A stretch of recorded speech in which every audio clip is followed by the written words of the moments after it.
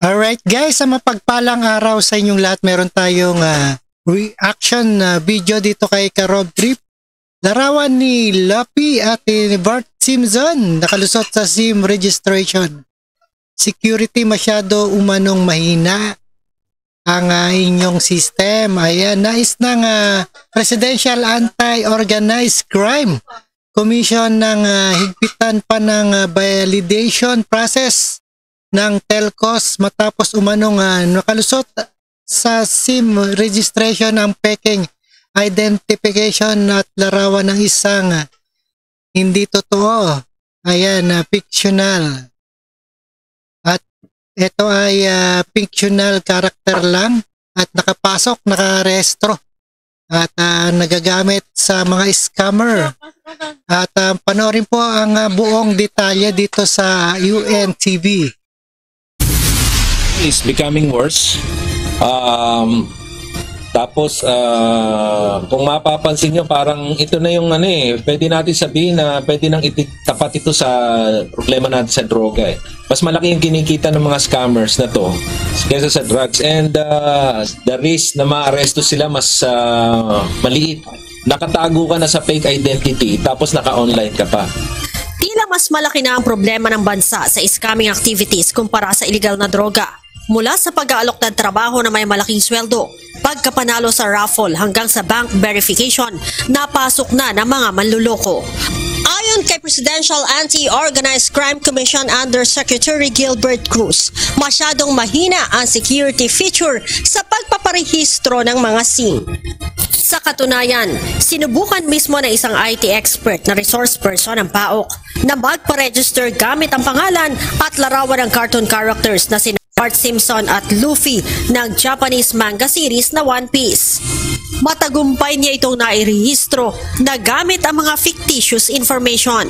Kaya payo ni Yusek Cruz, dagdagan pa ang mekanismo para makasiguro na tama ang mga impormasyon na inilalagay ng isang nagpaparehistro. Medyo strictohan nila yung pagpapa-verification, and especially yung know your client system nila. Kasi if we will be parang iaasa lang natin sa mga robots or sa AI, yun ang mangyayari. Nauna nang sinabi ng Department of Information and Communication Technology na istrikto ang requirements sa pagpaparehistro ng SIM. Tandaan nyo po na nung umpisa po tayo nagkaroon ng SIM card registration, medyo stricto tayo sa requirement ng government-issued ID. At sa umpisa nun, medyo nagkaroon ng maraming reklamo dahil may isang portion ng ating population na wala pong government-issued ID. At dahil doon, medyo mababa yung take-up ng SIM card registration dahil maraming walang ID, government ID. Ipinaliwanag din ng IT expert ang gamit ng GSM modem na kaya magpadala ng mensahe sa telepono ng sabay-sabay. Ito aniya ang ginagamit ng mga illegal na pogo sa kanilang lab scam, crypto scam at online scam. Ito po yung paglalagyan ng mga SIM card. So instead of using phone, so ito na po, mas madali at mas marami yung kayang gawin kumpara sa cellphone. With this machine, it can produce or do 64 SIM cards at a time. Ayon kay Yusek Cruz, ang nasabing modem hindi daw mahirap hanapin dahil nabibili lamang ito online.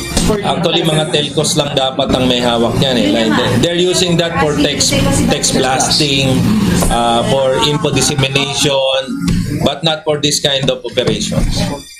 Ang QCPD sinabing tuloy-tuloy ang ginagawang panghuhuli laban sa mga scammer. Ang ating laban sa scammer tuloy-tuloy naman yan, hindi naman yan humihinto, At yung pagka-discovery natin dito sa mga makina na ito na ginagamit, lalong magpapatibay pa ng kampanya ng pambansang pulisya laban dyan sa mga online scammers. Bunsod nito, iminumungkahi ng PAOK sa mga mambabatas na gawing face-to-face na ang registration ng SIM upang masigurong nagsasabi ng totoo ang mga nagpaparehistro. If it takes face-to-face registration para masala natin yan, I think that's the best suggestion we can. Dapat din aniyang busisiin ang mga nakapagrehistro na upang malaman na lahat ng ito ay mga lehitimo. Paalala ng PAOK sa publiko, maging maingat at sundin ang Know Your Client rule para hindi mabiktima. Leia Ila. Alright, gagawing face-to-face registration. At yung mga nakarehistro na dapat magpakita kung talagang legit. At maraming salamat sa inyong lahat and peace out. Thank you so much. And don't forget to subscribe this channel, Rob Drip.